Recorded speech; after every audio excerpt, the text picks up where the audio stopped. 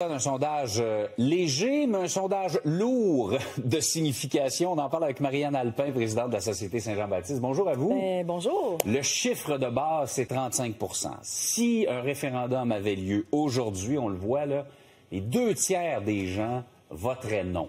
Ça vous décourage pas? Mais non, parce que en fait, le chiffre de base, lui, ne bouge pas. La ligne n'a pas bougé. Ça varie entre 35 et 40 là, dans les 2 dernières années. Et on n'est pas en campagne pour le oui en ce moment. Mesdames et messieurs, on n'est pas en campagne. Et aussi, en 94, c'est le chiffre. Avant même de commencer la campagne, c'est le même chiffre. C'est sensiblement les mêmes chiffres. Donc, non, il ne faut pas se décourager. Il faut plutôt se rappeler du pourquoi le Québec doit être un pays. C'est surtout ça.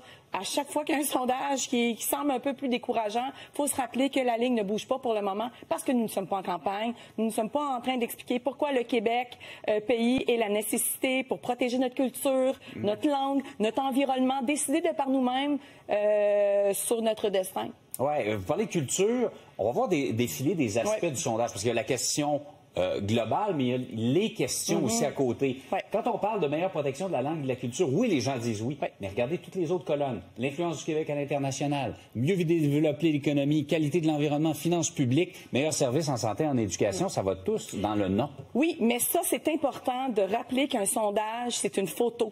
C'est une photo qui est prise dans un moment précis, dans un contexte précis. Et le contexte politique, économique, en ce moment, est particulier.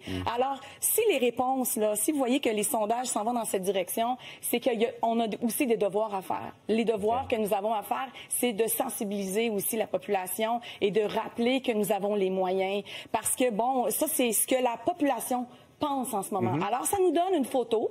Alors, maintenant, nous savons ce que pense la population, alors nous devons travailler. Mais je rappelle, on n'est pas dans une campagne du tout du camp du oui et on n'est pas non plus dans une campagne référendaire. Oui, mais les gens s'identifient, veut pas, avec le débat qu'on connaît actuellement. J'entends beaucoup de gens dire « je me suis jamais senti aussi canadien » que depuis le débat avec les États-Unis. Ça vous aide pas non plus. Bien, c'est parce qu'on est dans une espèce...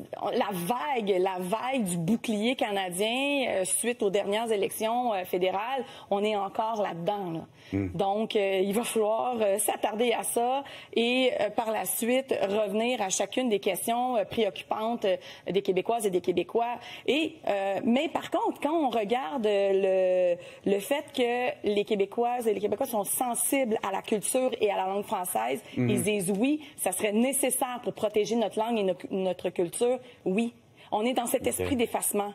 Alors, c'est important de protéger la langue française et la culture pour la suite des choses, mais pour ça, il faut être les seuls décideurs au Québec. On doit être un pays pour aller de l'avant. Donc, vous bâtissez là-dessus peut-être pour refaire le plein de gens qui voteraient oui au référendum. Il y a 30 ans, lors du précédent référendum, c'était les premiers balbutiements d'Internet. Il n'y avait pas de réseaux sociaux. Une campagne, aujourd'hui, une campagne référendaire, disons, dans un premier mandat éventuel du Parti québécois, s'ils sont reportés au pouvoir, ça amènerait une dynamique complètement différente de ce qu'on a connu en 95. Et oui, puis vous pouvez le voir en ce moment, parce que quand un projet de société, comme de faire du Québec un pays, est vraiment porté par la jeunesse, il y a vraiment de l'espoir. Alors, si on regarde les réseaux sociaux, c'est incroyable tout ce qui se passe en ce moment. Il y a vraiment là une effervescence pour cette notion du Québec pays. Donc, oui, vous avez raison que maintenant, les réseaux sociaux, ça va changer aussi la donne parce que l'information va tellement vite, mais les jeunes, ils sont débarqués, ils sont là et l'appétit est là. Et j'ai eu la chance, grâce à un documentaire que j'ai co-réalisé et produit avec Jean-Sébastien Loiseau et Sébastien Ricard, Vox Populi, qui est sur les ondes de TVA+, et Illico+.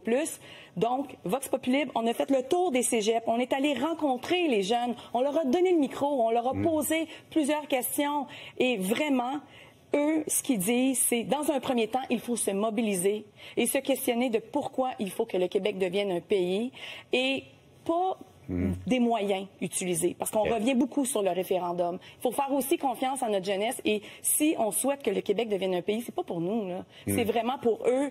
Et si on fait juste parler de l'environnement, de la protection de l'environnement, on a beaucoup de défis. Avec le Canada, qui est un Canada pétrolier, il faut vraiment se défaire de ça. Alors, la conversation se poursuit. Marianne Alpin, merci de nous en parler ce matin. C'est toujours un plaisir de venir parler du Québec pays. Et je vous dis que le 25 octobre,